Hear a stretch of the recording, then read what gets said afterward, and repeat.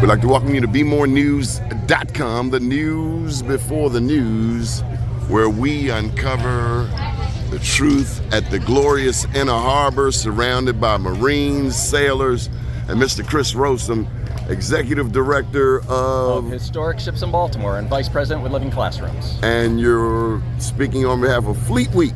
Yes, we're here celebrating Maryland Fleet Week here. The fleet is in, U.S. Navy, ship from Denmark and Canadian Navy, as well as U.S. Coast Guard vessels are all here, and we are celebrating their arrival.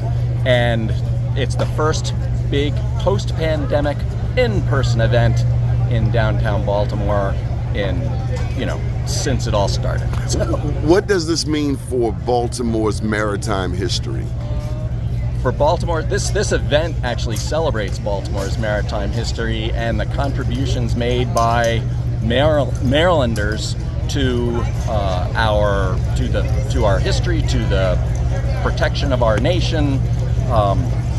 And it's also just a great chance to see ships that are new and ships that are old, and kind of see what life is like on either side. So we have over here, of course, the Constitution's over that way behind you. What's this first ship behind you? The first ship behind us here is the Danmark. She's a Danish sail training ship. And this is her first U.S. port of call since being overseas. So she came directly from the Atlantic Ocean right here to Baltimore. And behind that, it looks like a more modern warship, maybe? Yes, that is a U.S. Navy LCS, or littoral combat vessel. Basically, it is a warship, a U.S. Navy warship. Okay. Now we have to acknowledge our soldiers, our military. Yes. We have the Navy. Where are they from? We have U.S. Navy here. We have U.S. Coast Guard. We have Marines here.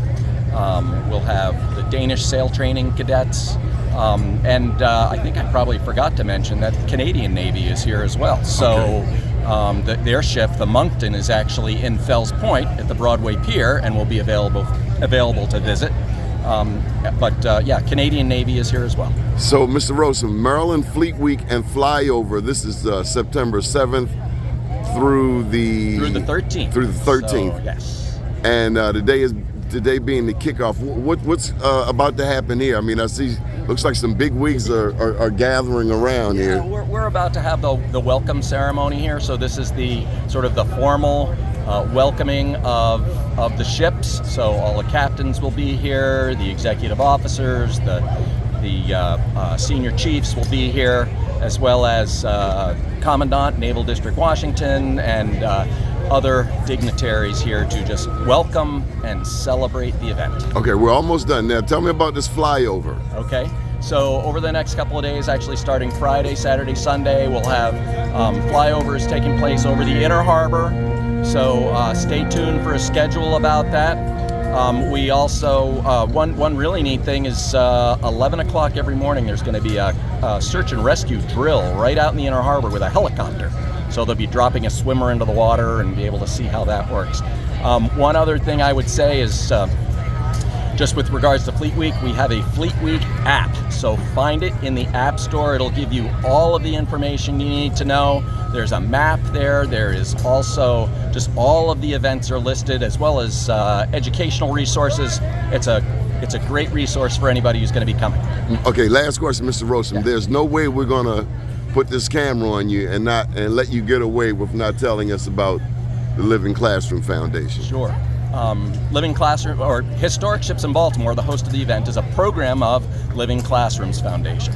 And so Living Classrooms Foundation is now in its 36th year. My God. And believe it or not, I've been here for all 36.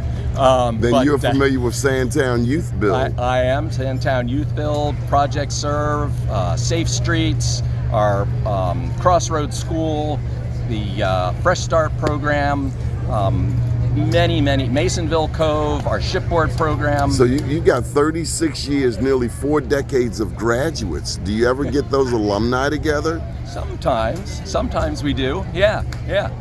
And that's, maybe not together as a group, but I know that many folks do definitely keep in touch. Yeah. We're familiar with Mr. James Bond and the Frederick Douglass Isaac Myers Maritime Parking Museum. Yep. So this is great for Baltimore. I'm a fan of Baltimore, born and raised, and the maritime history is something we don't treasure enough, I think. Yes, I know, and this is a great time to treasure it. Yes, sir. Mr. Rosen, thank you for your time. Keep watching BeMoreNews.com, the news before the news, where we uncover the truth.